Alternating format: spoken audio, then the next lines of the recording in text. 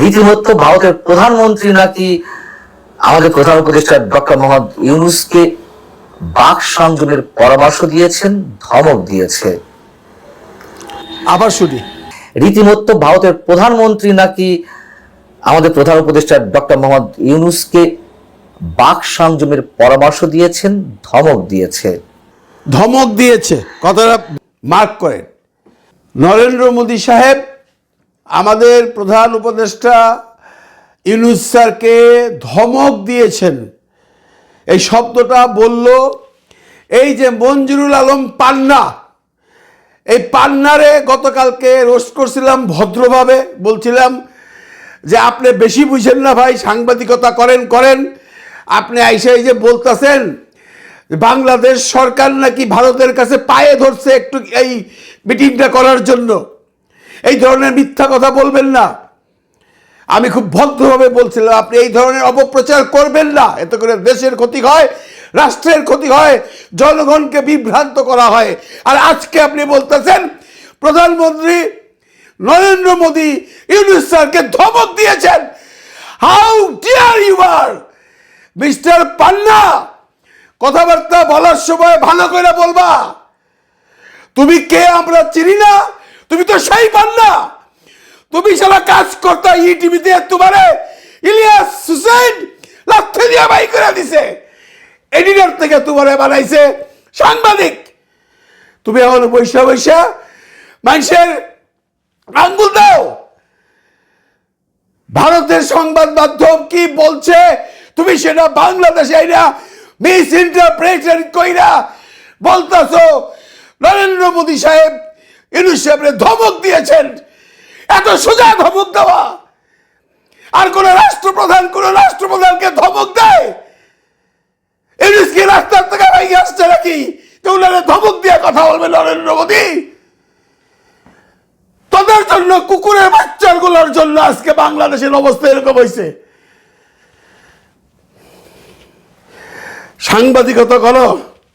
আসিরা একটা টেলিভিশন কোম্পানির এডিটর হইছ, সাংবাদিক।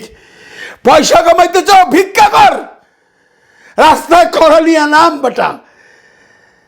তুই যে কত বড় মিথ্যা কথাটা বললি, এই কথাটা কি ভারতীয় কোনো সংবাদ মাধ্যম বলছে?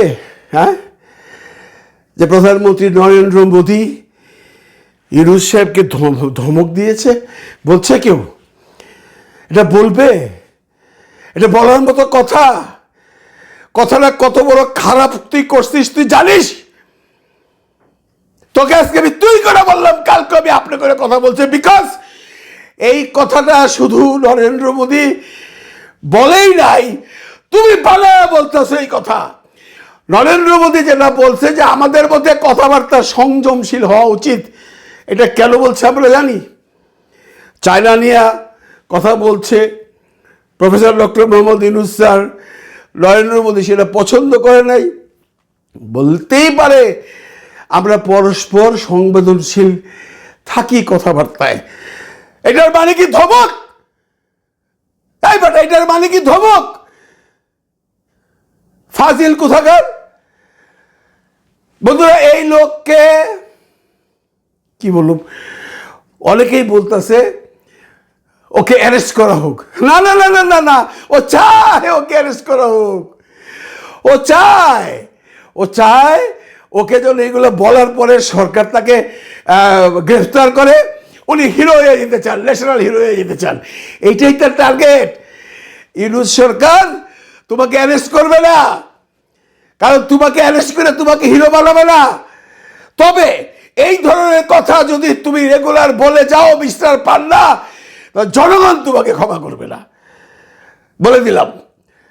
তোমার এখানে অনেক ভক্তকুল আছে, তোমার ভক্তকুল যারা তোমাকে বাহাবা দিচ্ছে, আমি তাদেরকে কোনো কিছু বলবো না। আমি তোমাকে বলবো তুমি কথাবার্তা বলার সময় সংবেদনশীল হবা।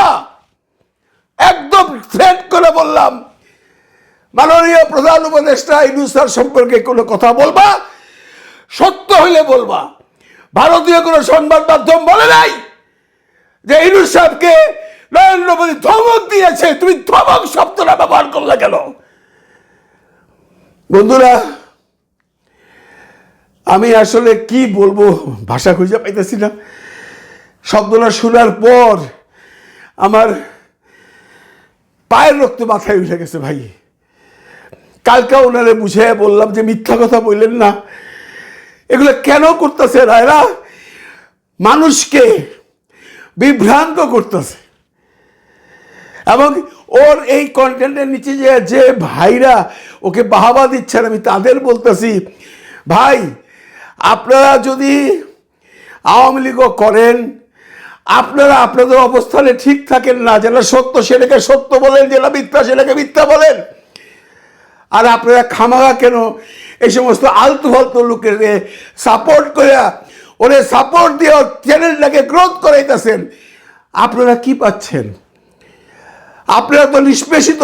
এই পান্না তো মাল খায়, এই পান্না মান্থলি টাকা পায়। আপনি যে কমেন্ট করছেন আপনি পান? আপনাকে আপনার নেতা কোনো টাকা দেয়? ধরলাম আপনি একজন সাধারণ আওয়ামী লীগের কোনো সাথে নাই পাচে নাই, কিন্তু আপনার যে নেতা ছিল সে আপনার খবর রাখে? সে তো বসে রয়েছে ফ্রান্সে নয়, ইটালিতে নয়, ইংল্যান্ডে নয়, আমেরিকাতে। তার কাছে টাকা পয়সা নাই? চায় দেখেন তো 5টা টাকা কালকে যেমন লেখেন মেসেজ দেখে, স্যার আমার তো এই অবস্থা, আমারে 20-50 হাজার টাকা দেন। ঘন্টা দিবে না। এরা সব নিজেরা লুটপাট করে নিজেদের আখের গুছায় চলে গেছে, আপনাদেরকে রাস্তায় ফেলায় চলে গেছে। আজকে আপনারা বিভিন্ন জায়গায় কষ্টে আছেন, বিভিন্ন জায়গায় অত্যাচারিত হচ্ছেন, লাঞ্ছিত হচ্ছেন। কেন? এই লোকগুলার জন্য, এই পান্নার মতো লোকের জন্য। আবার সেই পান্নাকে যে সাপোর্ট করেন, একবার ভাবেন তো ভাই, আপনার কি পাইছেন আওয়ামী লীগ করে?